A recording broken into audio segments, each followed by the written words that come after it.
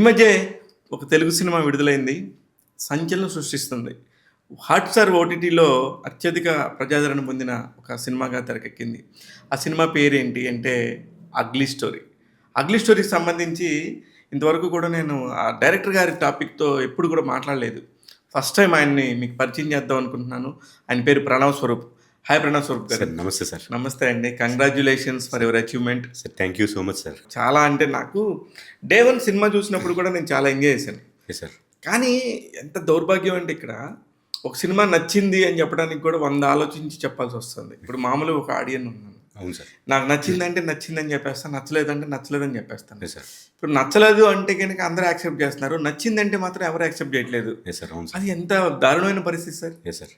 అలాంటి ఒక పరిస్థితి నేను ఎదుర్కొన్నాను. కానీ నేను నమ్మిందే కరెక్ట్ అనిపించి వాళ్ళ రుజువు అయింది. ఇంత పెద్ద రిజల్ట్ వస్తుందని మేము కూడా ఎక్స్పెక్ట్ చేయలేదు యాక్చువల్గా. మేము సినిమా ఫస్ట్ షో వేసాం కదా సార్. షో వేసిన తర్వాత హోటల్లో రూమ్ తీసుకుని కూర్చున్నాం సార్. నేను, మా ఫ్రెండ్, మా ప్రొడ్యూసర్ బెక్కి వేణుగోపాల్ గారు ముగ్గురు కూర్చున్నాం. ఫస్ట్ ఒక వెబ్సైట్ రివ్యూ చూసాం అనమాట సార్. చూస్తే అది కొద్దిగా నెగిటివ్గా ఉంది. నెగిటివ్గా వచ్చింది, కొద్దిగా డిసప్పాయింట్ అవుతున్నాం అనమాట. తర్వాత ఇమ్మీడియట్గా మీ చెప్పిన రివ్యూ లింక్ వచ్చింది అనమాట సార్. అది చూసాం. అది చూసిన తర్వాత చాలా ఎనర్జీగా వచ్చి చాలా హ్యాపీ ఫీల్ అయ్యాను సార్. ఫస్ట్ ఆఫ్ ఆల్ చాలా పాజిటివ్గా చెప్పారు. సినిమాని కరెక్ట్గా అర్థం చేసుకున్నారు అనిపించింది అనమాట. మీరు కరెక్ట్గా అర్థం చేసుకుని ఇదే ఒక మలయాళం సినిమా అయ్యి ఉంటే ఎక్కడికో రీచ్ అయ్యి ఉంటుంది, ఇది తెలుగు సినిమా కాబట్టి ఇది రీచ్ అవ్వని పరిస్థితి ఉంది అని చెప్పేసి అంటే చాలా హై ఇచ్చింది అనమాట సార్. మీరు చెప్పిన మాటలు మాకు ఎనర్జీ వచ్చింది అనమాట. అంటే ఇప్పుడు నిజంగా ఇప్పుడు మీకు గుర్తుంటే ఇప్పుడు కూడా మీరు మలయాళం సినిమా వాళ్ళతోనే పోటీ పడి ఇది వెళ్ళి పైకి నించుంది. Yes sir. అవును. హాట్‌స్టార్‌లో మలయాళం సినిమాలు ఎక్కువ ఉంటాయి. అవును సార్. చాలా తెలుగు దానికి మలయాళం నుంచి కూడా తెలుగు డబ్ చేస్తారు. Yes sir. అలానే దీనికి కూడా అట్లాంటి ఆడియన్సే చూసారు ఈ సినిమాని కూడా. అవును సార్. అందుకే ఇది ఇంత హైలో ఉండింది. మామూలుగా ఏ రేంజ్లో ఉంది సార్ ఈ సినిమా? సినిమా ఏ రేంజ్లో అంటే దురంధర్ పక్కన, తర్వాత దృఢము, ఇలా రాజాసాబు, ఇలా పెద్ద పెద్ద సినిమాలతో పక్కన మాది ఉండేసరికి మేమే ఇది కరెక్ట్గా నిజమా కాదని మేమే బిలీవ్ చేయలేకపోతుంటాం అనమాట సార్. అంటే మీ కంటెంట్ సార్. అదే సార్. మేము సినిమా తీసేటప్పుడు రిజల్ట్ కోసం ఎక్స్పెక్ట్ చేయకుండా ఈ కథ చెప్దాం, ప్రాపర్గా ఒక కథ రాసుకున్నాం సార్. ఈ కథని చెప్దాం అనుకున్నాం తప్పించి రిజల్ట్ ఎలా వస్తుంది అని అనుకోలేదు, ఎంత పెద్దగా అవుతుంది అనుకోలేదు, అలాగని ఫ్లాప్ అని అనుకోలేదు సార్. జెన్యున్గా చెప్దాం, చెప్దాం, అది ఎలా రీచ్ ఉంటుందో చూద్దామని, డబ్బులు వస్తే చాలు అనుకున్నాం అనమాట సార్. బేసిక్గా డబ్బులు వచ్చేస్తే మా ఫ్రెండ్ తను రాజనాగ్ అని చెప్పి నా ఫ్రెండ్ ఉన్నాడు సార్. నన్ను డైరెక్టర్ని చేద్దామని మాత్రమే తను ఈ ప్రొడక్షన్లోకి వచ్చాడు అనమాట సార్. నేను ఇండస్ట్రీలో తిరిగి నాకు ఎక్కడ అవ్వట్లేదని చెప్పేసి సరే నేనే చేస్తానని చెప్పి వచ్చాడు. తనకి డబ్బులు వచ్చేస్తే చాలు అనుకున్నాను అనమాట సార్. ఇప్పుడు ఆయనకి సేఫ్, ఆయన happy, full happy sir, safe. Next cinema చేయడానికి కూడా రెడీ అవుతున్నాం సార్. Very good. రాజ్నాథ్కి కంగ్రాట్స్ చెప్పండి నుంచి. ఎందుకంటే ఒక స్నేహితుడిని నమ్మి సార్, ఒక స్నేహితుడి కోసం నిర్మాతలు అయిన వాళ్ళు చాలా మంది ఉన్నారు. సార్. అవును సార్. అలాంటి వాళ్ళల్లో ఇప్పుడు వాళ్ళు చాలా మంది పాపం కొద్ది గొప్ప సక్సెస్ అంతవరకు వచ్చేసి వెళ్ళిపోయిన వాళ్ళే ఉన్నారు. అవును సార్. మీరు నించున్నందుకు హ్యాపీగా ఉంది. అవును సార్. ఇకపోతే ఈ సినిమాకి సంబంధించి ఏమన్నా ఫర్దర్గా కూడా ఏమైనా ఉంటాయి అనౌన్స్మెంట్స్? అంటే ఈ సినిమాకి సంబంధించి చెప్పను కానీ సార్, ఆగస్ట్లో మా ప్రొడక్షన్ నుంచి నా డైరెక్షన్లో సేమ్ రియాజియా ప్రొడక్షన్స్లో సినిమా ఒకటి ప్లాన్ చేస్తున్నాం. ఆగస్ట్లో అప్డేట్ చేస్తాం సార్ దాన్ని. వెరీ గుడ్, సూపర్ అండి. అసలుకి అంటే ఇప్పుడు నేను ఏమనుకోకుండా కొంచెం డైరెక్టర్గా అవుదాం అనుకున్న వాళ్ళ కష్టాలు ఉంటాయి. Yes sir. నిజంగా విషయం ఉంటుంది. తీయగలరు, చేయగలరు అనే సంగతి మీకు తెలుస్తుంది. అవును సార్. కానీ ఒక నిర్మాత దగ్గరికి వెళ్ళి నమ్మి మీ మీద రూపాయి పెట్టాలి అన్నప్పుడు మీరు ఎన్ని రకాలుగా స్ట్రగుల్ చేయాల్సి వస్తుంది. దాని గురించి ఒక చిన్న ప్రయాణం. అంటే బేసిక్గా ఫస్ట్ మన మీద కొన్ని కోట్లు పెట్టాల్సి వస్తుంది కదా సార్. ఆ కోట్లు మన ఇంట్లో వాళ్ళు, మన పేరెంట్స్ కానీ వాళ్ళే మనల్ని నమ్మి కోట్లు పెట్టరు సార్. కరెక్ట్. మనల్ని నమ్మి ఓకే నా కొడుకుది ఏదైనా బిజినెస్ చేస్తామంటేనే ఇంట్లో ఆలోచిస్తారు, ఇటు పోగొడతాడు ఇలా డబ్బులు ఏంటో అని. అలాంటిది ఒక సినిమా చేస్తాను ఇంట్లో నా కోట్లు పెట్టినంటే ఇంట్లో వాళ్ళు కూడా పెట్టరు సార్. ప్రొడ్యూసర్ని అతను మన కథను నమ్మి మనల్ని నమ్మి చేయాల్సి వస్తుంది. సో వాళ్ళకి ఆ స్ట్రాంగ్ ఇంప్రెషన్ ఇవ్వాలి సార్, మనం సినిమా బాగా తీయగలమని చెప్పేసి. నేను చాలా స్ట్రాంగ్ ఇంప్రెషన్ ఇవ్వలేకపోయాను సార్ బేసిక్గా. యాక్చువల్గా ఎందుకు అంటే నేను అందరిలాగా చాలా ట్రై చేసి తిరిగాను సార్. నేను కూడా నన్ను ఎవరు ఫస్ట్ నేను బెక్కి వేణుగోపాల్ గారి దగ్గరికి వెళ్ళి కథ చెప్పాను. కథ చెప్తే ఆయన నన్ను ఎప్పుడు ఒక డైరెక్టర్ అవుతాడు, ఇటు డైరెక్టర్ అని చెప్పేసి ఎప్పుడు చూడలేదన్నమాట. ఈ డైరెక్టర్ ఆయన దగ్గర నేను డైరెక్టర్ని ప్రూవ్ చేసుకోవడానికి 2 షార్ట్ ఫిల్మ్లు తీయాల్సి వచ్చింది సార్. నేను 2 షార్ట్ ఫిల్మ్స్ తీసి ఆయనకి చూపించాను. అప్పుడు కూడా ఆయన నన్ను డైరెక్టర్గా బిలీవ్ చేయలేదన్నమాట. ఎందుకంటే ఏమో సార్, ఆయన క్యాలిక్యులేషన్స్ ఏంటో. అంటే బేసిక్గా నేను అందరిలాగా రోడ్ల మీద తిరిగి అలా ఉండకుండా ఉన్నానేమో మరి. అందుకని చెప్పి ఆయన బిలీవ్ చేయలేదు సార్ నన్ను అయితే డైరెక్టర్ గాని. ఆయన ఓన్లీ ఆయన్ని దగ్గర ఈ డైరెక్టర్ని చెప్పించుకోవాలని చెప్పి మల్లెపూ అని ఒక షార్ట్ ఫిల్మ్, మహర్షి అని ఒక షార్ట్ ఫిల్మ్, 2 షార్ట్ ఫిల్మ్ తీశాను. ఎందుకు ఆయనకి చెప్పి ఆయన దగ్గర నిరూపించుకోవాలంటే నేను ఫస్ట్ ధీరజ్ అప్పాజీ గారు అని చెప్పేసి మా బావ అనమాట సార్ ఆయన. ఎవరు? మన అప్పాజీ గారు. అప్పాజీ గారు ఆయన మాకు సొంత, మా మమ్మీ మా డాడీకి అక్క కొడుకు అనమాట సార్ ఆయన. ఆయన నన్ను తీసుకెళ్లి బెక్కి వేణుగోపాల్ గారి దగ్గర అసిస్టెంట్ డైరెక్టర్ గా జాయిన్ చేశారు. ప్రేమేష్ కాదల్కి, ప్రేమేష్ కాదలని పవన్ సాధిని దగ్గర దానికి అసిస్టెంట్ డైరెక్టర్ గా జాయిన్ అయ్యాను సార్. అప్పటి నుంచి గోపి గారితో ట్రావెల్ చేస్తున్నాను అనమాట సార్. నేను ట్రావెల్ చేస్తున్నప్పుడు నాకు ఆయన యాక్సెసిబిలిటీ దగ్గరగా ఉంది కాబట్టి ఆయన కథ చెప్పి ఆయనతో ప్రొడక్షన్ లో చేయాలని అనుకునేవాడు అనమాట సార్ యాక్చువల్గా. అలాగా, అందుకని ఇంకా టార్గెట్ మీకు గోపి గారు టార్గెట్ అయ్యారు సార్. కానీ ఆయన అయితే బిలీవ్ చేయలేదు. ఫస్ట్ ఇది వెబ్ సిరీస్ కని రాశాను sir, ugly story web series కని రాశాను. అప్పుడు ఫస్ట్ పెట్టుకున్న పేరు గాండు అని పెట్టాను సార్. గాండు అని పెడితే ఛాంబర్లో రిజిస్ట్రేషన్కి అప్లికేషన్ పెట్టాం. పెడితే అప్లికేషన్ రిజెక్ట్ చేస్తారు అవ్వదని చెప్పేసి. తర్వాత ఇంకా అవ్వట్లేదని చెప్పేసి అప్పుడు నాకు వేరే అంటే గాండు అని పెడదాం అనుకున్న దానికి రీజన్ అంటే వాడి క్యారెక్టరైజేషన్ చాలా బ్యాడ్ క్యారెక్టర్ గా ఉంటుంది సార్. అది జనాల దృష్టిలో వాడికాడు కరెక్ట్ గానే ఉంటాడు, కానీ బయట దాంట్లో ప్రాపర్ గా ఉండడు కదా అని చెప్పి వాడి బిహేవియర్ని బట్టి గాండు అని టైటిల్ చేశాను సార్. యాక్చువల్గా అది అవ్వలేదు. తర్వాత కథ బట్టి ఈ కథకి ఇంకొక టైటిల్ కూడా అనుకుని సీతాపహరణం అని చెప్పి ఒక టైటిల్ పెట్టుకున్నాను సార్. సీతాపహరణం అది రిజిస్ట్రేషన్ కూడా చేయించాను సార్. బాగుంది అది. సీతాపహరణం అని చెప్పి అది రిజిస్ట్రేషన్ చేయించి చాలా మంది పలకలేకపోతున్నారు సార్. అది ఏంటి సీతాపహరణం అంటే ఏంటి అని మీనింగ్ అడుగుతున్నారు. సో ఇది కొద్దిగా జనాలకి రీచ్ అయ్యలేదని చెప్పి సీతాపహరణం మీనింగ్ అడుగుతున్నారంటే మనం ఎక్కడున్నాం సార్. అవును సార్. నేను ఈ కథ రాముడు రావణాసురుడు సీత అనుకుని ఈ సీతని రావణాసురుడు తీసుకొచ్చేస్తే ఎలా ఉంటుంది అనే దాని మీద చేసుకున్నాను అనమాట సార్. సో అందుకని చెప్పి సీతాపహరణం అని పెట్టాను. అది ఎవరికి రీచ్ అవుతుందని చెప్పి అప్పుడు కథకి ఈ కథ చాలా బ్యాడ్గా ఉంటుంది కాబట్టి అగ్లీగా ఉంటుంది. సో ఇద్దరు లవ్ చేసుకుంటే అది జెన్యున్గా లవ్ స్టోరీలా కనబడుతుంది. ఒకటే ఫోర్స్ఫుల్గా లవ్ చేస్తే అది అగ్లీగా ఉంటుంది. అందుకని అగ్లీ స్టోరీ కరెక్ట్ అని చెప్తే అందరూ దానికి యాక్సెప్ట్ చేశారనమాట. ఇది ఆ టైటిల్ వల్లే బాగా రీచ్ వచ్చిందని నేను బిలీవ్ చేస్తాను. అగ్లీ స్టోరీకి టైటిల్ అని కాదు, ఆ టీజర్ రిలీజ్ అయినప్పుడే నేను చెప్పాను నందుకి, నందు నీ కెరియర్లో ఇది one of the best performance పరంగా అయితే డెఫినెట్గా మీకు మంచి పర్ఫార్మెన్స్ స్కోప్ ఉండింది అని చెప్పా. అని చెప్తే ఆయన అన్నాడు అవునన్నా, అంటే మనోడికి డౌట్ పాపం చేయమన్నప్పుడు చేస్తాడు కానీ రిజల్ట్ రావట్లేదు కదా మనోడికి. ఆ రిజల్ట్ ఎంత మంచి నటుడు అండి నందు. అవును సార్. అవును నిజంగా మీకు అయితే మీకు ఇంకా దగ్గర నుండి చూసుంటారు. అవును సార్. ఎవరు చేయగలరు? 100% ఇన్వాల్వ్ అయిపోతారు సార్ స్టోరీలో. ఇన్వాల్వ్ అయిపోతాడు. ఇప్పుడు ఆ సినిమాని బతికించుకోవడం కోసం తను ఎంత కష్టపడతాడు సార్. మనం ఏం చేయమన్నా రోడ్డు మీద పడుకోమంటే పడుకుంటాడు ఆయన. పడుకోవటం ఏంటి, మన కూరగాయలు అమ్మలే. అవును సార్. ఆ కూరగాయలు ఆ రైలు ఎంత వైరల్ అయింది సార్. అవును సార్. కూరగాయలు అలాగా ఒక సినిమాని ప్రమోట్ చేసుకోవడం కోసం మళ్ళీ డబ్బు ఖర్చు పెట్టకుండా, అవును సార్, కోట్లు ఖర్చు పెట్టాలి ఇట్లాంటివన్నీ చేయాలంటే. అవును సార్. అవన్నీ లేకుండా ఒక సిన్సియర్గా ఒక ప్రొడక్షన్ నమ్మి, ఒక సినిమాని నమ్మి, తన క్యారెక్టర్ని నమ్మి అలా నించుంటాడు. అది ఒకప్పుడు ఫస్ట్లో నాని, విశ్వక్సేన్ గారు అలా నించునేవారండి. అవును సార్. అవును. నేను నందు గారికి కూడా అదే చెప్పాను సార్. విశ్వక్సేన్ గారు, నాని గారు ఎలా ఉంటారో మీరు ప్రమోషన్స్ అదే లెవెల్లో మీరు కూడా నిలబడతారని చెప్పి. అవును సార్. సినిమా అయిపోయిన తర్వాత వదిలేకుండా సినిమాని జనాల్లోకి రీచ్ అవ్వాలి. మన దగ్గర బంగారం ఉందో ఏదుందో ఫస్ట్ జనాల్లోకి తీసుకెళ్ళాలి. తీసుకెళ్తే అది రేపు పొద్దున వాళ్ళు చెప్తారు ఆడియన్స్, అది బంగారమా లేకపోతే మట్ట ఏంటనేది వాళ్ళు డిసైడ్ చేస్తారని చెప్పి సినిమాని బయటికి తీసుకెళ్లే వరకు ఆయన మనతోటే ఉంటారు సార్ ఆయన.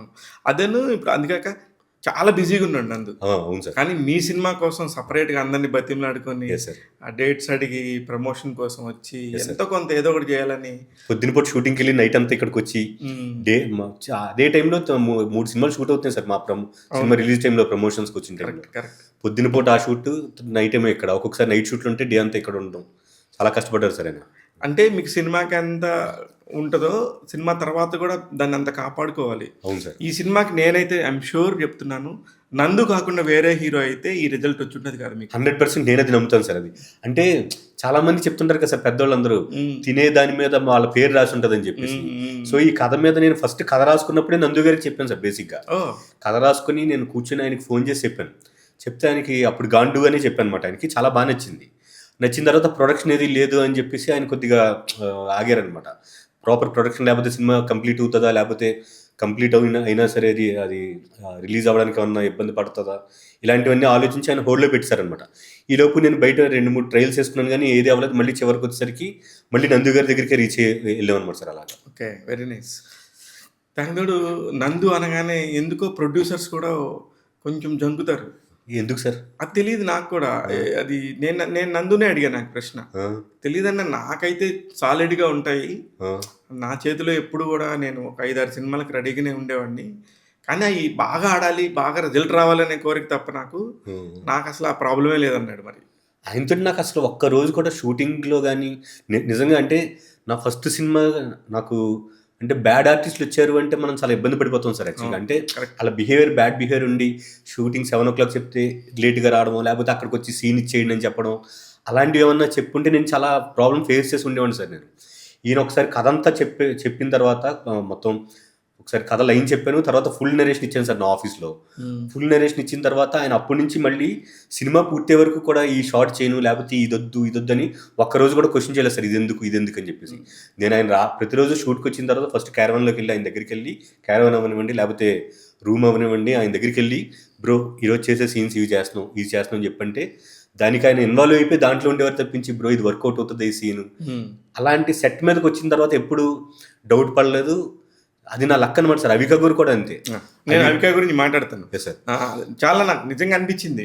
అంటే మీ కాస్ట్ అంతా కూడా పర్ఫెక్ట్ కుదిరిందండి. అవును సార్. అదైతే అదృష్టమే. నా అదృష్టం సార్ రియల్గా. ఎందుకంటే నా షూట్లో వేరే ఒక ఆర్టిస్ట్ బ్యాడ్ ఆర్టిస్ట్ ఒకళ్ళు వచ్చారు సార్ నా సినిమాలోకి. అంటే వాళ్ళ పేరు చెప్పను. వాళ్ళు ఏంటంటే షూట్కి 10 days ముందే నేను వాళ్ళకి తెలుగు కాదనమాట, వేరే లాంగ్వేజ్. వాళ్ళకి నేను మొత్తం సీన్ పేపర్స్ అన్నిటి ఇంగ్లీష్లో, హిందీలో అన్నిట్లోనే ఇచ్చాను. సీన్స్ ప్రిపేర్ అయ్యేవారు కాదు, అది డైలాగ్స్ ప్రిపేర్ అయ్యేవారు కాదు, ఏమీ ప్రిపేర్ అవ్వకుండా షూట్కి డైరెక్ట్గా వచ్చి 10 రోజుల ముందు 15 రోజుల ముందు సీన్ పేపర్లు ఇచ్చేవాడు సార్ వాళ్ళకి. ఇస్తే ప్రిపేర్ నార్త్ ఇండియన్ ఆర్టిస్ట్ అర్థమైంది ఇంకా నాకు స్టోరీ. ఓకే. ఎంటీగా వచ్చేవారు. వచ్చిన తర్వాత వాళ్ళకి ఏమీ అసలు ఎక్స్ప్రెషన్స్ ఉండవు, ఏముండవు. మనం ఏం చెప్పినా వాళ్ళ లిప్సింగ్ కూడా చాలా కష్టం అనమాట సార్. అట్లీస్ట్ ఏమీ అవ్వదు. నందు గారు ఆవిడకి పేపర్ మీద పెద్ద లెటర్స్లో ఆ సీన్ టైప్ చేసి పెడితే ఆయన ఎదురుగుండగా సజెషన్ షాట్లు ఇచ్చినప్పుడు ఆయన మొహం మీద పెట్టి కూర్చుండేవారు సార్ నందు గారు. పాపం నిజంగా అదే. అలాగా ఒక బ్యాడ్ ఆర్టిస్ట్ ఉంటే చాలా ఇబ్బంది పడిపోతాం సార్. ఎప్పుడు రిలీజ్ అయ్యారు ఆయన తీసేయడానికి? ఏంటి సార్? ఆయన ఎప్పుడు తీసేశారు? తీలేదు సార్, ఇంకో సినిమాలో ఉన్నారు. సినిమాలో ఆ బ్యాడ్ ఆర్టిస్ట్ ఉంది మాతోటి, ట్రావెల్ అయింది అలాగా. కానీ తప్పలేదన్నమాట సార్. ఇంకంటే అప్పటికే మళ్ళీ ఫస్ట్ సినిమాలో నాకు ఎందుకు వచ్చిన కాంప్లికేషన్స్ అని చెప్పి నేను అలాగా ఉందన్నమాట. ఇంకా అవికా గౌర్ కూడా చాలా. అవికా గౌర్ అయితే సార్ రేపు షూట్ అంటే ఆవిడ అక్కడ బాంబేలో ఉంటారు సార్. ఆవిడ అప్పుడు బాంబేలో ఉండేవారు అనమాట. షూట్కి ఆవిడకి ఫ్లైట్ టికెట్ వేసిన తర్వాత అప్పటి నుంచి నాకు message sir, follow up. Shoot ఎన్ని గంటలకి? 6 o'clock షూట్ అంటే ఆవిడ అడిగారు రేపు ఏంటి కాల్ షీట్ అని చెప్పి. మార్నింగ్ 6 o'clock అంటే విత్ మేకప్ వితౌట్ మేకప్ అని ఒక మెసేజ్ పెట్టేవారు సార్. విత్ మేకప్ అని చెప్పేసి అంటే విత్ మేకప్ షూట్ 6 అని పెట్టాం అనుకోండి సార్, 5:20కి 5:15కి షూట్లో ఉండేవారు లొకేషన్లో. అందుకే అమ్మాయి ఎంత ప్రొఫెషనల్గా ఉంటుంది. చాలా ప్రొఫెషనల్ సార్ ఆవిడ. నందు గారు కానీ అసలు నాకు నిజంగా ఒక్క రోజు కూడా ఇబ్బంది పడలేదు సార్. నేను ఇద్దరు మెయిన్ క్యారెక్టర్స్ తోటి, లీడ్ ఆర్టిస్ట్ తోటి. అలాగే శివాజీ రాజా గారి క్యారెక్టర్ కూడా చాలా బాగుంది. Yes sir. చాలా కాలం తర్వాత ఆయన చేయగలిగిన క్యారెక్టర్స్. అంతకుముందు కూడా రాజు వెడ్స్ రాంబాయిలో కూడా చేశాడు. Yes sir. మీకు చేశాడు. ఆయన షూట్లో నేను చాలా పొగిడేవారు సార్. ఆయన స్వరూప్ చాలా బాగా చేస్తున్నావు, మనం ఫస్ట్ సినిమా చేస్తున్నా డైరెక్ట్ లాగా అనిపించట్లేదమ్మా, నీకు మంచి లైఫ్ ఉంది అని ఆయన కూడా చాలా ఎంకరేజ్ చేసేవారు sir Shivaji Raja. Very nice. ఇట్లాగా అంటే చాలా తక్కువ క్యారెక్టర్స్తోనే చాలా ఇంపాక్ట్ క్రియేట్ చేశారు మీరు. Yes sir. మీరైతే అది నేను సినిమా చూస్తున్నప్పుడు కూడా సౌండింగ్ కానీ అంటే మీరు ఎందుకున్న ఒక క్యారెక్టర్కి తగ్గట్టుగా న్యాయం చేయడానికి సింపుల్ అపార్ట్మెంట్స్. అవును సార్. అంటే మీకు ముందు క్రాఫ్ట్ తెలిస్తేనే ఇట్లాంటివి చేయగలరు. మీరు అంతకుముందు నేర్చుకున్నారు కాబట్టి వర్క్. అంటే నేను ఎక్కడ నేర్చుకోలేదు సార్ బేసిక్గా. అంటే పవన్ సాధినేని గారి దగ్గర ఓ 10 days వర్క్ చేసి ఉంటాను. తర్వాత నాన్న నేను నా బాయ్ ఫ్రెండ్స్కి దానికి కూడా కొన్ని రోజులు వర్క్ చేశాను. నాన్న నేను నా బాయ్ ఫ్రెండ్ అంటే కూడా వేణుగోపాల్ గారిదే. అప్పుడు చోటకే నాయుడు గారు డిఓపి సార్ దానికి. ఆయన దగ్గర పక్కన ఉండి టీసీఆర్ బుక్ కూడా పట్టుకుని టీసీఆర్ రాసుకుంటూ ఉన్నారు అనమాట సార్. ఏ షాట్ ఓకే అయిన షాట్ రాసుకోవడం, అది ఏ లెన్స్ వాడారు అవి రాసుకోవడం, టీసీఆర్ రిపోర్ట్ రాసుకునేవాడు తప్పించి మిగిలిన దేంట్లో ఇన్వాల్వ్ చేసేవారు కాదనమాట సార్ నన్ను బేసిక్గా. ఫస్ట్ నుంచి బాగానే వివక్షకు గురయ్యారు మీరు. అవును సార్. బెక్కం వేణుగోపాల్ చేసిన వివక్ష ఇది. అవును సార్. బెక్కం అడగాలి ఎందుకన్నా ఇలా చేసేవారు అంటే ఆయన ప్రొడ్యూసర్ తాలూకా అని చెప్పి నేను అందరూ బెక్కం వేణుగోపాల్ గారి ఫ్రెండ్ ఈయన అని చెప్పేసి మేబీ నాకు ఎక్కువ పనులు చెప్పేవారు కాదు సార్. అందుకని అందువల్ల అమ్మో ఈయన ప్రొడ్యూసర్ తాలూకా, ఈయనకి ఏమన్నా పని చెప్తే మళ్ళీ రేపు పొద్దున మనం బ్యాడ్ అయిపోతాం అని చెప్పి ఏదో ఒక టీసీఆర్ రిపోర్ట్ ఇచ్చి రాసుకోండి అనేవారు. కూర్చుని టీసీఆర్ రిపోర్ట్ రాసుకుంటూ ఉంటాను అనమాట సార్ అలాగా. అయ్యో అయితే మీలో డైరెక్టర్ ఎంత మదన పడి ఉంటాడో లోపల లోపల. అవును సార్. అంటే నన్ను డైరెక్టర్గా చూడలేదని చెప్పి చాలా ఇబ్బంది పడి ఉండి సార్ నేను. అంతే కదా, ఇప్పుడు మనం చేసే పనికి రెస్పెక్ట్ ఇవ్వకుండా ఆ. వీడు పలానా పనిలే అనుకొని ఒక డిజిగ్నేషన్ ఉంటే ఎంత బాధ ఉంటుందో అవును నాకు సార్. తెలుసండి. నేను డైరెక్టర్ అవుదామని వచ్చాను సార్ ఇండస్ట్రీకి. అంటే అంటే నా ఫ్యామిలీ లైఫ్ అవన్నీ కూడా కాకినాడ ఊర్లో వదిలేసాను సార్ నేను నా ఫ్యామిలీని. పిల్లలు కూడా ప్లాన్ చేసుకోలేదు. ఫస్ట్ సినిమాలో స్క్రీన్ మీద నా పేరు వచ్చాక అప్పుడు పిల్లలకి ప్లాన్ చేసుకుందాం అని చెప్పి ఫ్యామిలీ లైఫ్ అందరూ అలాగే సినిమా ఇండస్ట్రీకి వచ్చిన వాళ్ళు అందరూ వాళ్ళ పర్సనల్ లైఫ్ ఏదో ఒక దాంట్లో అంతా చేస్తుంటారు. నేను కూడా అలాగే పర్సనల్ లైఫ్ కి తర్వాత చాలా వాటిల్లో పక్కన పెట్టాను సార్ అవన్నీ. ఓన్లీ స్క్రీన్ మీద పేరు చూసుకున్నాను. యాక్సెప్ట్ చేశారా? నా వైఫ్ చాలా సపోర్టింగ్ సార్. నా వైఫ్ మా బ్రదర్ కూడా నాకు ఫైనాన్షియల్గా కానీ నేను ఇంట్లో కూడా ఏం చూసుకునేవాడిని కాదనమాట. ఏమి మా తమ్ముడే చూసుకునేవాడు ఈ ఫ్యామిలీ మెయింటెనెన్స్ కానీ అదంతా. Joint family? Joint family sir. మేమంతా కూడా ఫస్ట్ నుంచి joint family.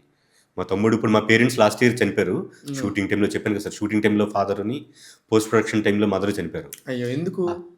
Health issues sir.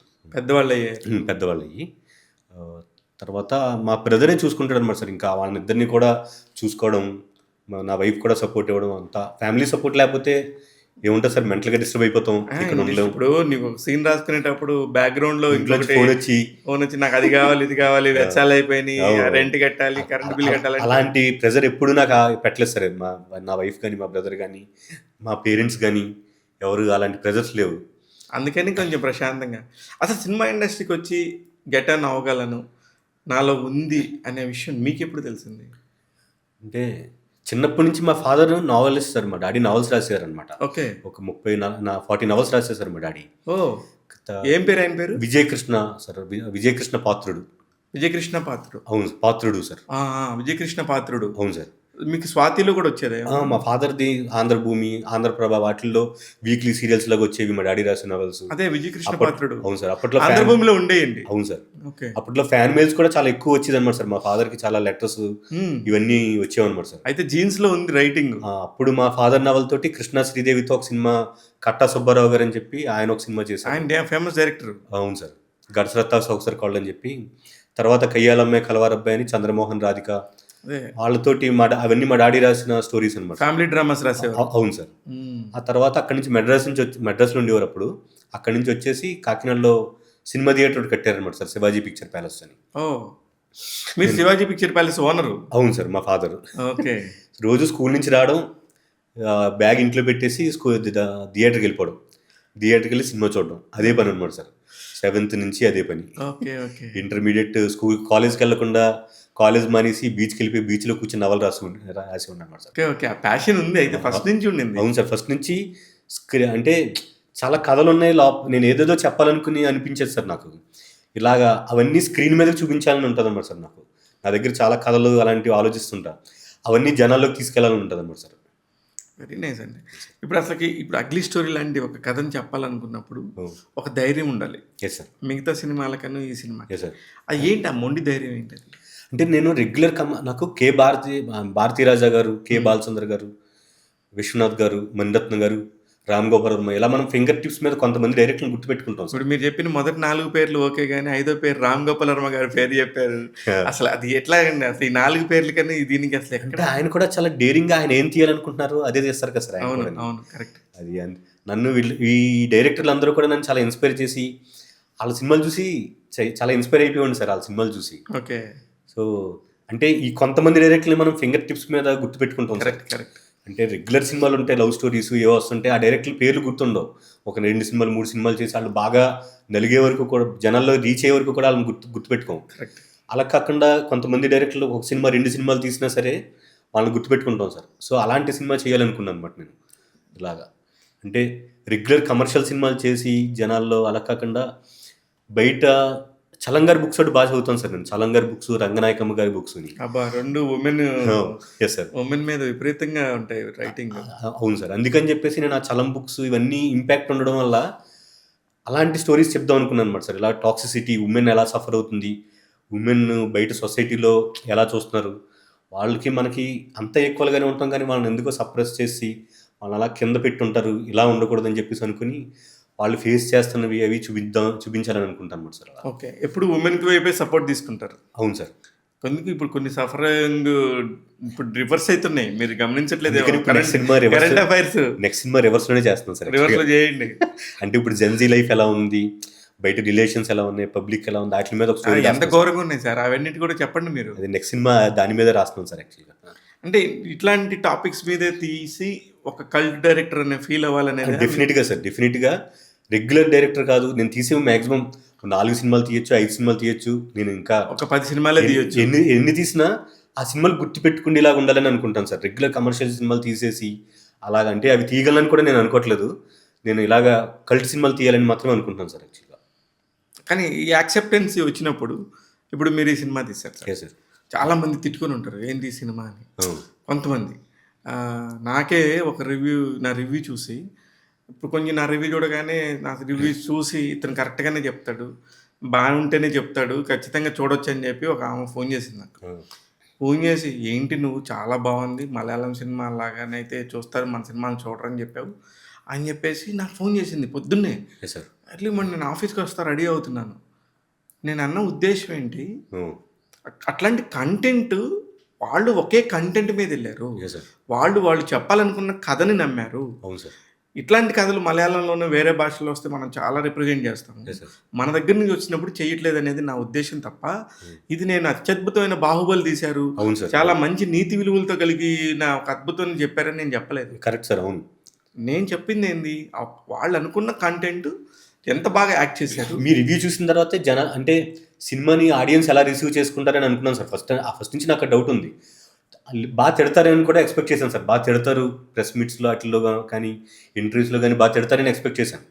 మీ రివ్యూ చూసిన తర్వాత నేను అంటే మీరు ఎదురుగా ఉన్నారని చెప్పి పొగిడేట్లేదు సార్. మేము ఫస్ట్ ఒక వెబ్సైట్ రివ్యూ చూసిన తర్వాత చాలా వర్స్ట్ రేటింగ్ ఇచ్చారు, ఇది సినిమా ఇది అని చెప్పి ఒక రేటింగ్ ఇచ్చారనమాట. అది చూసి నేను డిసప్పాయింట్ అయిపోయి ఉన్నాను. తర్వాత నాకు మా పిఆర్ఓ మధు విస్సా గారు ఆయన మీది లింక్ నాకు షేర్ చేశారనమాట. ఆ లింక్ చూసిన తర్వాత ఓకే జనాలు కరెక్ట్ అంటే మీరు ఎలా అర్థం చేసుకున్నారో ఇలాగే జనాలు అందరూ అర్థం చేసుకుంటే సినిమా రీచ్ అవుతుందని అనుకున్నాను సార్. నేను తీసింది కరెక్ట్గా అర్థమైంది, మీ రివ్యూ ద్వారా నాకు అర్థమైంది అనమాట. ఈయన సినిమాని కరెక్ట్గా నేను ఎలా అనుకున్నాను అలాగే అంతే కదా. మీ బుక్స్ లో నుంచే చూడాలి కదా సార్. ఇప్పుడు నేను బాహుబలి చూసి తర్వాత నేను వచ్చి అగ్లీ స్టోరీ చూసి దాంతో నేను కంపేర్ చేసుకోకూడదు అంటున్నాను నేను. అవును సార్. బాహుబలి ఈగ మర్యాద రామన్న మర్యాద రామ. అవును సార్. దానికే అన్ని తీసింది రాజమౌళి గారు. అవును సార్. అవును, దానికి ఉండే మైండ్ సెట్ తోని ఆ టీజర్ ఏదో చూసుంటాము, ఆ ట్రైలర్ చూసుంటాము, దాన్ని బట్టి వెళ్ళాలంటున్నాను నేను. ప్రతిదాన్ని బాహుబలితో కంపేర్ చేయకూడదు, RRRతో కంపేర్ చేయకూడదు అనేది నా ఉద్దేశం. ఇప్పుడు మీ పాయింట్ ఆఫ్ వ్యూ సినిమా ఇది, మీరు చూపించింది ఒక ట్రైలర్ చూపించారు, అందులో నాకు ఇంట్రెస్టింగ్ అనిపించింది. అమ్మాయిది క్లాత్ పట్టుకొని వాడు స్మెల్ చూస్తూ ఉంటాడు. అవును, అంటే వాడికి నరాన పిచ్చి ఉంది, పర్వర్షన్. అది ఈ అమ్మాయి ఎలా రియాక్ట్ అయింది అనేది నా క్వశ్చన్. అదే మీ సినిమాలో ఉంటుంది అనుకుంటున్నాను. అదే ఉంది. అందరూ క్లైమాక్స్ లో అమ్మాయి చంపేస్తుందా వాడిని అందరూ అలా ఎక్స్పెక్ట్ చేశారని చెప్పి నాకు మా ప్రొడ్యూసర్ అన్నారు అనమాట. ఇలా చంపేస్తుందేమో అని ఎక్స్పెక్ట్ చేస్తారు అందరూ అని చెప్పి. ఆ అమ్మాయి క్రిమినల్ గా చంపేయడానికి ఆ అమ్మాయికి ఏంటి జస్ట్ ఆ అమ్మాయి అక్కడి నుంచి బయటికి వెళ్ళిపోవాలి. ఆ అమ్మాయి సెక్యూర్డ్గా ఉండాలి. ఆ అమ్మాయి కావాల్సింది ఆ బ్యాడ్ రిలేషన్ నుంచి బయటికి రావాలనుకున్న తప్పించి ఆ అమ్మాయి కూడా మర్డర్ చేసి ఆ అమ్మాయి క్యారెక్టర్ బ్యాడ్ అయిపోయి ఇప్పుడు రోజు జరిగే కమర్షియల్ ఇప్పుడు కరెంట్ అఫైర్స్ లాగా కాదు కదా. అవును సార్. ఆ అమ్మాయి చాలా మంచిగా ఉండే అమ్మాయి, అలాంటి అమ్మాయి ఒక బ్యాడ్ పర్సన్ వచ్చాడని చెప్పి ఆ అమ్మాయి బ్యాడ్ అయిపోదు. ఆ అమ్మాయి ఆ బ్యాడ్ లోంచి ఆ ఏదైతే ఉందో ఆ షిట్ నుంచి బయటకు వచ్చారనుకుంటా తప్పించి ఆ అమ్మాయి షిట్లోకి వెళ్ళకూడదు అనుకుని నేను క్లైమాక్స్ అలా చేశాను. కానీ నేను రివ్యూ చెప్పినప్పుడు నాకు బాగా గుర్తు, చిన్నప్పుడు అరే ఇది నీ పెళ్ళాం రా, ఇది నీ బావరా, నీడే నీ మొగుడు, ఈ అమ్మాయి నీ పెళ్ళాం అని చెప్పేసి ఒక 15, 12, 10 ఏళ్ల వయసు నుంచి చెప్తా వస్తారు. అది మనం బ్రెయిన్ లోకి బాగా ఇంజెక్ట్ అయిపోతుంది. అది బ్రెయిన్ లోకి ఎంత డేంజర్ అనేది నేను చాలా మంది చెప్పా. ఈవెన్ మా పిల్లలకు కూడా అలాగే ఎవరు ఎంటర్టైన్ చేయొద్దు. అవును సార్. దేనికంటే ఇప్పుడు వీడు ఫీల్ అయినా, ఆ పాప ఫీల్ అయినా, చివరికి వచ్చాక ఆఫ్టర్ 20 years, ఆఫ్టర్ 15 years ఏం జరిగిద్దో తెలియదు కదా. అలాంటి ఒక సిచ్యువేషన్ ని క్రియేట్ చేయొద్దు అనే టాపిక్ మీరు చెప్పింది నాకు నచ్చింది. కావాలన్నది రాశాను అనమాట సార్. చిన్నపిల్లల దాంట్లో మనం చిన్నప్పుడు ఏదైతే ఎక్కిస్తామో అది చాలా స్ట్రాంగ్ గా నాటుకుపోతుంది. అంటే అప్పుడు వాళ్ళ ఏజ్ అప్పుడే పెరుగుతూ ఉంటది. మొక్క బతికింది, అవును, చెట్ అవుతుంది. ఆ చెట్ అవుతున్న క్రమంలో అది తీసుకునే ఫీడ్బ్యాక్ కరెక్ట్ గా తీసుకుంది అనుకో, అవును సార్, అదే నమ్మేస్తారు కదా. అవును సార్. ఇప్పుడు వాళ్ళు అదే ప్రపంచంలో బతికితే పర్వాలేదు. అవును. అలా కాకుండా అదే ప్రపంచంలో బతికితే ఏముంది చిన్నప్పటి నుంచి అనుకున్నాం కదా చేసేసుకుందామని 18 ఏళ్ళు 20 ఏళ్ళు రాకని చేసేసుకుంటారు. అలా కాకుండా సమాజం మారుతున్నప్పుడు వీళ్ళు కూడా పెరుగుతూ ఉన్నప్పుడు అది ఎట్లా సాధ్యపడుతుంది? అవును సార్, డెఫినెట్గా. మనం ఎప్పుడైతే మన బ్రెయిన్లోకి ఒకటి ఇంజెక్ట్ చేసి చిన్నప్పుడే మనం ఏదైతే చెప్తామో అదే వాళ్ళు స్ట్రాంగ్గా బిలీవ్ చేస్తారు సార్. అది ఎగ్జాక్ట్లీ ఇప్పుడు మీరు చెప్పిన దానిలోనే నాకు అర్థమైంది 2 వెర్షన్స్. ఒకటే విషయాన్ని ఇద్దరు 2 రకాలుగా తీసుకున్నారు. అవును సార్. వాడేమో ఇది కరెక్ట్ అని చెప్పేసి తీసేసుకొని అవును. వాడికున్న సైకోపాత్ని పక్కన పెట్టేసి అవును. ఇది నా లైఫ్ అనుకున్నాడు. అవును సార్. ఏది ఆ కేవలం ఒక్క మాట వల్లే అవును సార్. నీ భార్యరా నీ పెళ్ళంరా అవును అంటాడు, అవును. మీ బావే నువ్వే బాగా చూసుకోవాలరా అని నువ్వే చెప్పి. బాగా చూసుకోవాలరా అంటాడు. అవును. ఇంకా అసలు ఆ అమ్మాయి వైపు నుంచి ఆ అమ్మాయికి అసలు దానికంటే ముందే ఇంకొక ఎఫ్ఐఆర్ ఉండింది. అవును సార్. ఆ అమ్మాయి ఎలాగ దాన్ని అప్పుడప్పుడేమో మరి ఉండటానికి లేదు, తినటానికి లేదు, అవును. నాన్న మనిషి లేడు. అవును సార్. ఆ అమ్మాయి పాయింట్ ఆఫ్ వ్యూ ఏంటి అవును. అన్నదే ఈ కథ. అవును సార్. అంతేనా? అంతే సార్, ఎగ్జాక్ట్గా. అందుకని నేను కథ రాసుకున్నప్పుడే ఆ అమ్మాయికి ఎవరు ఉంటే, ఇప్పుడు ఈ అమ్మాయికి ఎవరైనా నాన్నమ్మ అవ్వచ్చు లేకపోతే పేరెంట్స్ ఎవరైనా ఉంటే ఈ రిలేషన్ నుంచి బయటకు వచ్చి ఆ అమ్మ నన్ను ఇబ్బంది పెడుతున్నాడని చెప్పేది. ఆ అమ్మాయికి ఇంకొక గూడు ఉంటా కూడా, అవును సార్, ఇంకొక సోర్స్ ఉన్నా కూడా అమ్మాయి బయటకు వచ్చేసారు. అలాగే లేని వాళ్ళు ఎంతో మంది ఉన్నారు సార్ బయట. అది ఇప్పుడు నేను అడుగుతున్న ప్రశ్న కూడా అలాంటి వాళ్ళని ఎవరినైనా చూసారా మీరు? నేను అంటే ఎగ్జాక్ట్గా ఇలాంటిది కాదు, కానీ చాలామంది ఇంట్లో జరుగుతున్న డొమెస్టిక్ టార్చర్ని వాళ్ళు బయటికి సొసైటీ కోసం బయటికి ఎలా అంటే దాని నుంచి బయటకు వచ్చేసిన ఇంట్లో పేరెంట్స్ కూడా యాక్సెప్ట్ చేయట్లేదు సార్ చాలా చోట్ల. అమ్మో సొసైటీ ఏమనుకుంటుందో, పెళ్లిని రిలేషన్ నుంచి బయటకు వచ్చేసేయండి అని వాళ్ళు చాలా పాజిటివ్గా చూస్తారనమాట. వద్దమ్మ ఏదో అడ్జస్ట్ చేసుకుని ఎందుకు బతకాలి? ఆ అమ్మాయి జీవితం ఒకటే కదా సార్. అలాంటప్పుడు అడ్జస్ట్ చేసుకుని బతుకు, పక్కింటి వాళ్ళు ఏమనుకుంటారు, ఎదురింటి వాళ్ళు ఏమనుకుంటారు అని చెప్పేసి వాళ్ళు దాంట్లో ఇరిగించేస్తున్నారు సార్. వాళ్ళని ఇరిగించేస్తున్నారు. పెళ్లి అయితే చాలా గ్రాండ్ జరిగింది, ఇప్పుడు మీరు డైవర్స్ అంటారేంటి? అలాగా అంటే పెళ్లిని చూపించేసి డైవర్స్ చేసుకోకూడదు. చాలా దగ్గర నుంచి వస్తున్నాం సార్ అలాంటివి. కొన్ని పెళ్లి చాలా 40 లక్షలు 50 లక్షలు కోటి రూపాయలు పెట్టి చేస్తారు. ఆ అమ్మాయి హ్యాపీగా ఉండట్లేదని చెప్పి తెలుస్తుంది.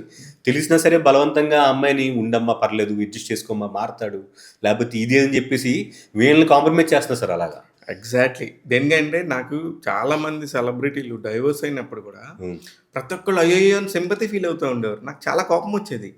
మీరు మాట్లాడతారేంటి, అది వాళ్ళ లైఫ్ సార్. అది వాళ్ళు పాపం వాళ్ళు 24 గంటలు దగ్గర కూర్చొని మానసిక క్షోభ లేకపోతే శారీరక సుఖం లేకుండా నరకం పడే బదులు ఎవరికి వాళ్ళు డీవియేషన్గా ఉండి ఎవరి లైఫ్లో వాళ్ళు ఎంజాయ్ చేస్తుంటే తప్పేంటి? అసలు మీ సింపతి ఏంటి అని అడిగేవాడిని. నాకు అసలు అమెరికా నుంచి ఎక్కడెక్కడి నుంచో ఫోన్లు వచ్చాయి అనమాట. వాళ్ళు ఎందుకు గడిపారు, వీళ్ళు ఎందుకు గడిపారు, మీకెందుకు? మీది ఒక లైఫ్ ఉంది. అవును సార్. మీ లైఫ్లోకి ఎవరు తొంగి చూడకూడదు, మీరు మాత్రం పక్కన వాళ్ళ లైఫ్ అన్నింటిలోకి చూడాలి. ఎంత అన్యాయం సార్ ఇది. అవును సార్. బలవంతంగా సొసైటీ కోసం బతుకుతున్నాం సార్ మోస్ట్లీ అందరం. మనం ఏంటంటే 90% సొసైటీ ఏమనుకుంటుంది అంటే రిలేషన్ అవ్వచ్చు లేకపోతే మనం కూడా బయట మనలో కూడా చాలా గ్రే క్యారెక్టర్ ఉంటుంది సార్ ప్రతి మనిషిలోని. 100%. ఆ గ్రే క్యారెక్టర్స్ అన్ని కూడా మనం ఏం చేస్తామంటే గ్రే అవ్వచ్చు ఏదైనా సరే మనం బయటికి చాలా మంచోళ్ళ పోర్ట్రే చేసుకునేది ఎందుకంటే సొసైటీ కోసం సార్. ఆ సొసైటీ కోసమే బతుకుతూ ఉంటున్నాం, దానికోసమే ఉంటున్నాం. సొసైటీ చాలా మందిని ఇలాగ అందులో పెట్టేస్తుంది సార్ ఒక దాంట్లో, దాని నుంచి బయటికి రాను. అలాంటి సొసైటీని నమ్ముకుంటే రామ్ గోపాల్ వర్మ లాంటి వాళ్ళు ఈ పాటికి ఏమైండో. అవును సార్. అదేంటంటే వాళ్ళు అన్ని అది ఆయన కూడా ఆ సఫికేషన్ ఫీల్ అయ్యాడు సార్. సార్ అవును. ఆయన చెప్పినప్పుడు ఆయన పర్సనల్గా నాకు చాలా విషయాలు చెప్పినప్పుడు ఆ సఫికేషన్ ఆయనకు అవసరం లేదు. అవును సార్. అసలు అవసరం ఏంటి? వాట్ ఈస్ ద అదే సార్ ఈ లైఫ్ మనకు ఒకటే లైఫ్ అడ్జస్ట్ చేసుకుని బతికి ఎందుకు సార్ అలాగా ఆమెను ఇబ్బంది పెడతావు ఎందుకు, నేను ఇబ్బంది పడతాను. మనకి లైఫ్ నచ్చలేదు అక్కడి నుంచి అన్నప్పుడు హ్యాపీగా బయటకు వచ్చేయాలి అంతే. లేదంటే అది నెవర్ ఎండింగ్ ప్రాసెస్. అంతే సార్. ఇప్పుడు ఏదైనా ఒక ఎండ్ పాయింట్ ఉండాలి, ఒక ఫుల్ స్టాప్ ఉండాలి. అవును సార్. అలాంటి ఫుల్ స్టాపే లేనప్పుడు ఎంత కష్టం అయిపోద్ది. అవును సార్. అదే నాకు ఆ పాయింట్ నచ్చింది. బేసికల్గా నేను నించుంది ఎందుకు అంటే చిన్న పిల్లలకి ఇలా చెప్పొద్దు. అవును సార్. పిల్లల మైండ్ లోంచి ఎవరు కూడా అలా చేయొద్దు అవును అనేది నాకు బాగా నచ్చిన పాయింట్ మీ సినిమాలో నేను బేసికల్గా తీసుకున్నాను. ఇక తర్వాత నటన అసలు నేనైతే అవికా గోర్ నటనకు కానీ శివాజీరాజా గారు కానీ వాళ్ళ పర్టికులర్ క్యారెక్టర్స్ లో చేశారు. అబ్బాయి ఇంకొక అబ్బాయి ఎవరో రవితేజ మహాదాస్ అనే అబ్బాయి కూడా అబ్బాయి పరిధిలో అబ్బాయి చాలా బాగా చేశాడు. అవును సార్. బాగా చేశాడు. Very nice. నాకు మంచిగా అనిపించాడు. అవును సార్. బాగున్నాడు కదా ఈ అబ్బాయి ఎవరో అనుకున్నాను నేను. కాకపోతే అతను ఎవరో బయట నుంచి తెచ్చారా ఈ అబ్బాయి ఇప్పుడు ఇదే సినిమానా అనుకున్నాను. బాగా చేశాడు. కొన్ని ఆల్రెడీ వేరే సినిమాలు చేశారు సార్ ఆయన. బాగున్నాడు అబ్బాయి.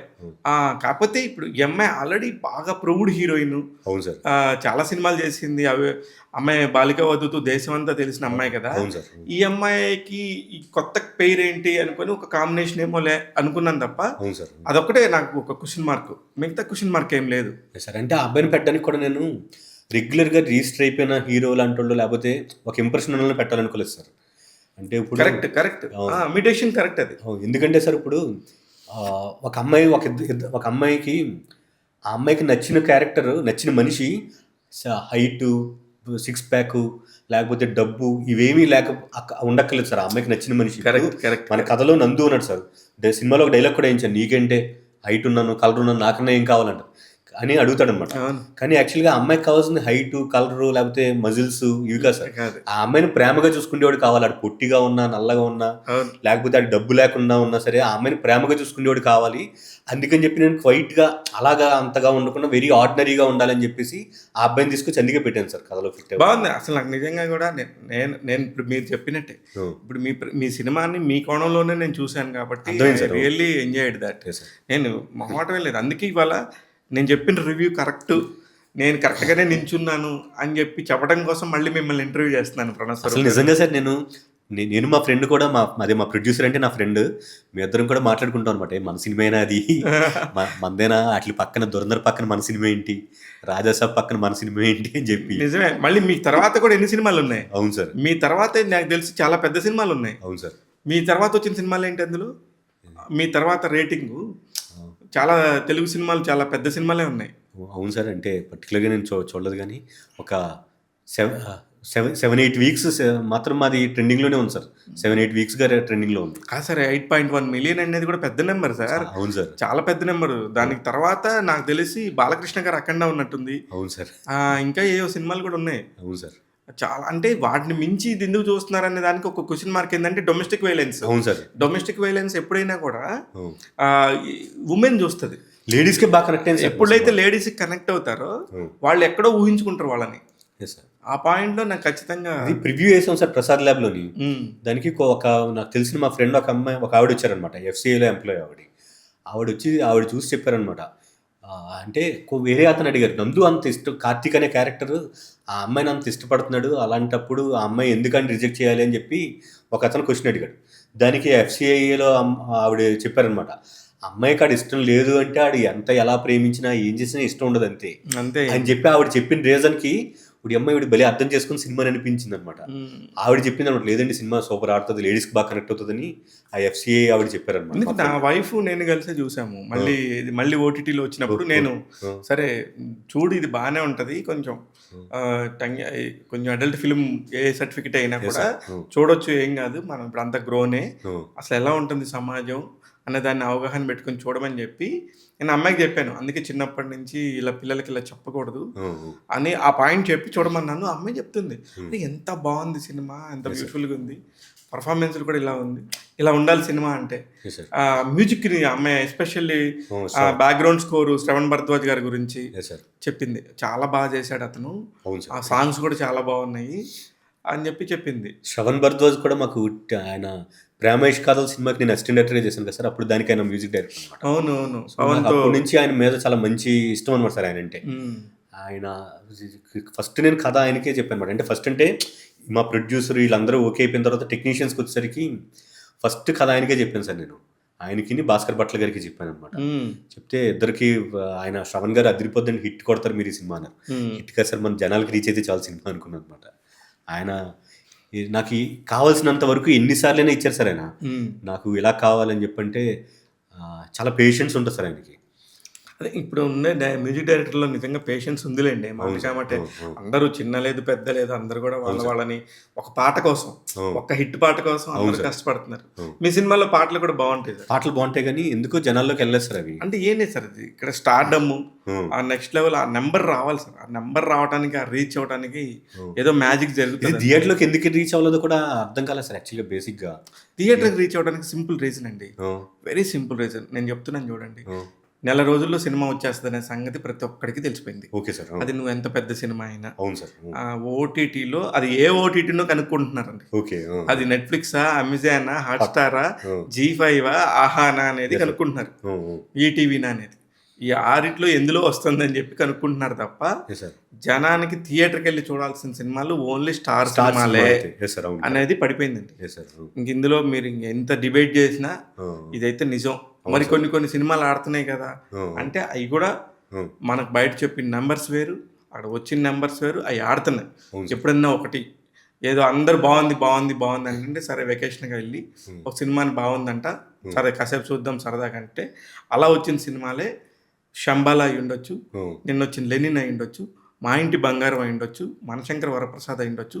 ఇవి ఎస్ సార్. అదే మళ్ళీ బాగలేదు, సినిమా నచ్చలేదంటే నువ్వు స్టార్ సినిమా కూడా లెక్కలేదు. Correct sir. అవును. సేమ్ 4వ రోజున సోమవారం రోజున క్లారిటీగా క్లోజ్. కానీ ఓపెనింగ్స్ రావాలంటే సినిమాకి వెనకట్లో ఒక బ్యాక్ ఫోర్స్ ఏదైనా ఉంటే బెటర్ అని నాకు అనిపించింది సార్. ఏం కాదండి, మీలాగా మంచి కథ ఉంటే వస్తుంది.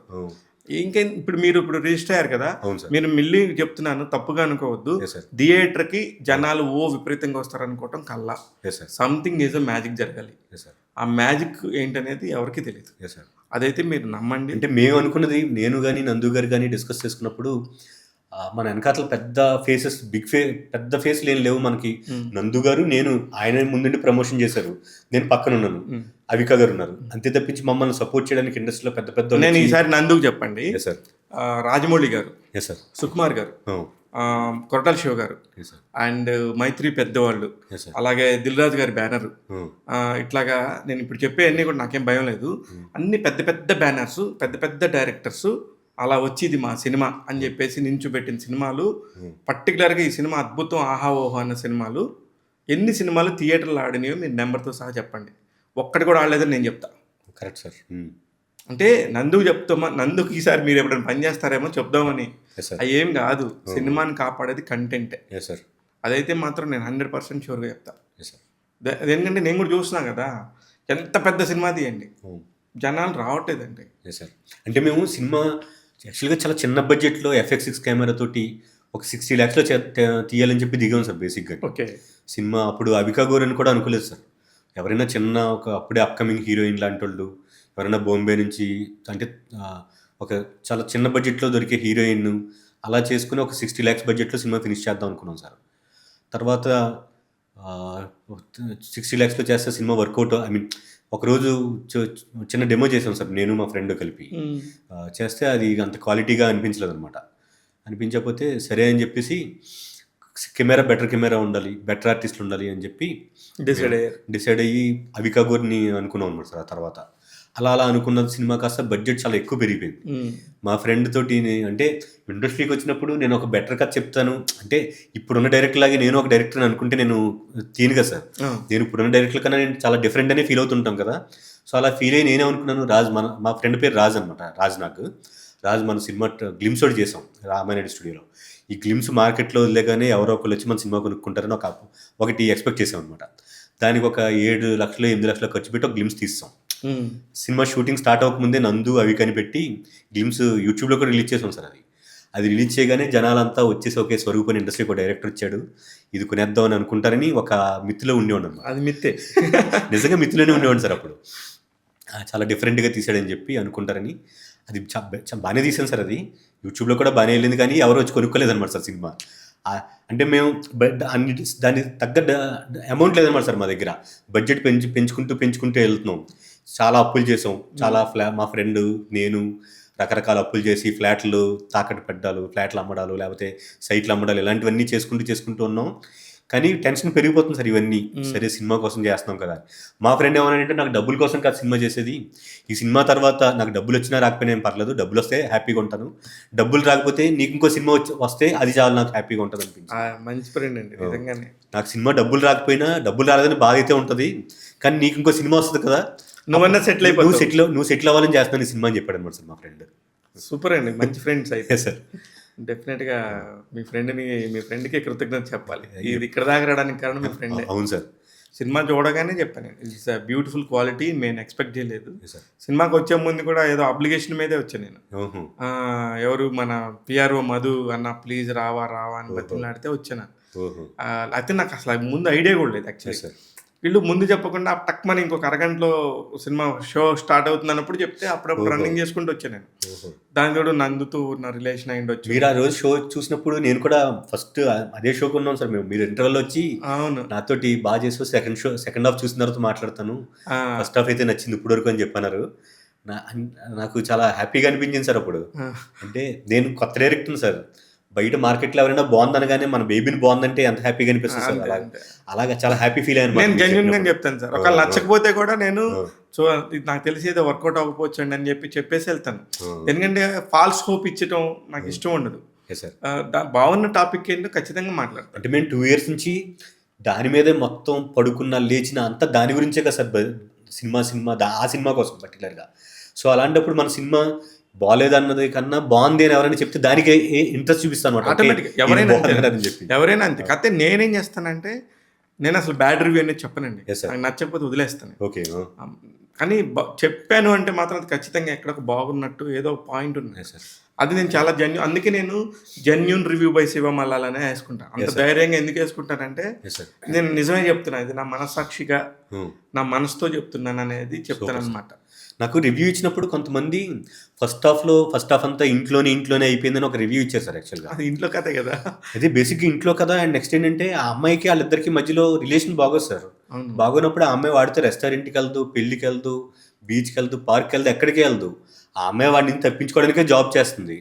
జాబ్ లేకపోతే ఆ అమ్మాయి వేరే చోట ఎక్కడికైనా ఎళ్ళినా మళ్ళీ టార్చర్ పెడతాడు. వాళ్ళిద్దరు కదా కేవలం ఇంట్లోనే ఉంటారు సార్ అది. సార్, ఒక గదిలో ఒక నా ఆఫీస్ అంత రూమ్‌లో యెస్ సార్. ఒక సినిమా వచ్చింది. హ్మ్. అమెజాన్‌లో ఉంటదా? లేకపోతే హాట్‌స్టార్‌లోనో నాకు గుర్తులేదు గానీ, హ్మ్. ఒక మలయాళం ఫిల్ము. పిచ్చెక్కిపోద్ది మీకు. అసలు ఏంట్రా బాబు! ఇదేంట్రా సినిమా? వాడు అందులో నుంచి ఆ రూమ్‌లో ఉండి వాళ్ళ బాస్‌ని మర్డర్ చేస్తాడు. ఓహో! అందరూ కలిసి. ఓహ్! ఇది ఎవరు చేసిన మర్డర్ కాదు. ఆహా! అందరూ కలిసి ఒక మర్డర్ చేస్తారు. అదంతా అక్కడే రూమ్‌లో ఉందంటే ఏం చెప్తాం ఇంకా? Yes sir. ఆ ఆ! కథే అది. అవును సార్. అవును. అంటే మీరెన్నుకున్న కథ ఇది. అవును సార్. అదే చెప్తున్నా. ఇప్పుడు వాళ్ళ వాళ్ళ వాళ్ళ పర్స్పెక్టివ్, యెస్ సార్. ఒక్కొక్కడి థాట్, మైండ్ ప్రాసెస్ ఎలా ఉంటదనేది మనం చెప్పలేం. అవును సార్. నా పాయింట్ ఏందనేది నేను చెప్పగలను గానీ, వేరే వాళ్ళ గురించి నేను అసలు మాట్లాడను. అవును సార్. అదైతే నేనైతే ఈ సినిమానైతే నేను థరోలీ ఎంజాయ్ చేశాను సార్. ఇదే రిజల్ట్ నేను ఎక్స్‌పెక్ట్ చేశాను. నేను డే 1 ఏ మాట మీద ఉన్నానో, ఈరోజు అదే మాట మీద ఉన్నాను. బయట కూడా అదే ప్రూవ్ అయింది సార్ అదే యాక్చువల్‌గా. I'm very happy. Yes sir. అందుకే ప్రణవ్ స్వరూప్ గారిని ఎలా ఉంటారు? నాకు కూడా థియేటర్‌లో మిమ్మల్ని చూడటమే. నేనెప్పుడు కూడా మిమ్మల్ని పర్సనల్‌గా పర్సనల్‌గా కలవలేదు. అవును సార్. అవును. వెరీ హ్యాపీ అండి. థాంక్ అందుకే you so much congrats sir. చెప్దామనే ఫోన్ చేసి. యాక్చువల్‌గా ఇది నా ఫస్ట్ ఇంటర్వ్యూ సార్ ఇది. అవునా? అంతకుముందు సినిమా ప్రమోషన్స్ అప్పుడు కూడా నందు గారు, అవికకు వాళ్ళు ఇంటర్వ్యూస్ ఇచ్చినప్పుడు వాళ్ళు నన్ను కూడా కూర్చోమన్నారు గానీ, నాకు బాగా టెన్షన్ వచ్చేదనమాట సార్. అంటే ఏమన్నా మాట్లాడేస్తే ఎక్కువ మాట్లాడి రేపు పొద్దున్న నన్ను సినిమా హిట్ తీసాను ఇలాగ ఏమన్నా అంటే ఆ ఆవేశంలో ఎక్కువ మాట్లాడామనుకోండి సార్, రేపు పొద్దున్న అది చాలా బ్యాడ్‌గా ఎళ్తదని చెప్పేసి అదొకటి సినిమా రిలీజ్ అయిన తర్వాత ఏమన్నా కొద్దిగా పాజిటివ్‌గా వస్తే అప్పుడు మాట్లాడదాం అని కూడా నేను ఇంటర్వ్యూస్‌కెళ్ళలేదు సార్ ఎక్కడని. ఇదే నా ఫస్ట్ ఇంటర్వ్యూ సార్ ఓహ్! సోలోగాని. నైస్. అవునా? Yes very sir. గుడ్. నాకు ఇక్కడికి వచ్చినాక సర్ప్రైజ్, మీరు అప్పాజీ గారి బంధువు అని. ఆ! అప్పాజీ గారు హైదరాబాద్ వచ్చారు ఫస్ట్. అవును సార్. ఫస్ట్ ఆయన హైదరాబాద్‌లో వచ్చి జాబ్ చేసింది సినీ స్టార్ ప్రభు గారి దగ్గర. అవును సార్. అవును. ప్రభు గారి దగ్గర నేను ఫోటోగ్రాఫర్‌గా ఉండేవాడిని. ఆ! అప్పాజీ గారు రిపోర్టర్‌గా ఉండేవారు. Yes sir. అప్పాజీ గారికి చెక్ పోస్ట్ కూడా తెలీదు. ఆ! ఆ! మొత్తం నా బైక్ మీదే ఒక 4, 5 నెలలు బాగానే ట్రావెల్ చేసాం. ఆయన మా సినీ స్టార్ ఆఫీస్ పక్కనే ఇందిరానగర్‌లో ఒక చిన్న రూమ్ తీసుకునేవారు. ఆ! అక్కడ ఆ రూమ్‌లో నేను కూడా వెళ్ళేవాడిని. ఆయన పుస్తకాలు బాగా చదువుతారు. అవును సార్. అప్పాజీ గారు బాగా అవును. బాగా జిజ్ఞాస ఉంటది. ఏదన్నా అడిగితే కూడా ఓపికగా చెప్తాడనమాట. అవును సార్. నాకు ఇంగ్లీష్ నేర్చుకోవాలని ఉంటది అని అవును. నాకున్న స్టాండర్డ్స్ ఆయనకు అర్థమయ్యాయి. Yes sir. ఓహ్! వీడు కూడా డిగ్రీ చదువుకున్నాడు, కష్టపడే వచ్చాడు ఇక్కడ దాకా అని ఆయన కూడా పాపం అవును. బాగానే ఫ్రెండ్లీగా ఉండేవాడు. Yes sir. అలా ఇద్దరం బాగానే తిరిగేవాళ్ళం సార్. అది ఇప్పుడు ఫైనల్‌గా మళ్ళీ నేను ఇండస్ట్రీకి వచ్చిన తర్వాత ఆయనే బిక్కిం వేణుగోపాల్ గారి దగ్గరికి తీసుకెళ్లారనమాట. Very nice. Yes sir. మొత్తానికి అప్పాజీ గారు కంగ్రాచ్యులేషన్స్. మీరు తీసుకొచ్చిన ఒక మొక్క ఈరోజు సెట్ అయ్యి ఒక డైరెక్టర్‌గా అయ్యి హిట్ డైరెక్టర్ అయ్యాడు. అది important. Thank you sir. Very happy Appaji గారు. అది అలాంటి అప్పాజీ గారిని నేను తిప్పాను. అది నా క్రెడిట్. నా ఫస్ట్ ఇంటర్వ్యూ కూడా మీతోనే చేస్తున్నాను సార్. వెరీ హ్యాపీ అండి.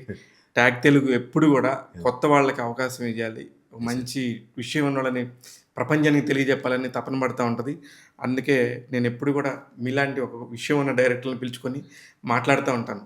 I'm very happy. Thank you మీలాంటి so much, sir. వాళ్ళు వచ్చి మాకు ఇంటర్వ్యూ ఇచ్చి మంచి కంటెంట్ చెప్తున్నందుకు వెరీ హ్యాపీ అండి. Sir thank you so much sir. So very nice అండి. All the very best.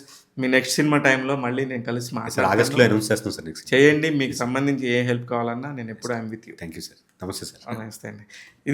ఇదండి అగ్లీ స్టోరీ అంటూ వచ్చి సూపర్ హిట్ కొట్టిన ఒక ప్రణవ్ స్వరూప్ అనే కాకినాడ కుర్రోడి కథ. అద్భుతంగా చెప్పాడు. ఎన్ని సాక్రిఫైజెస్ ఉన్నాయి అతని లైఫ్‌లో.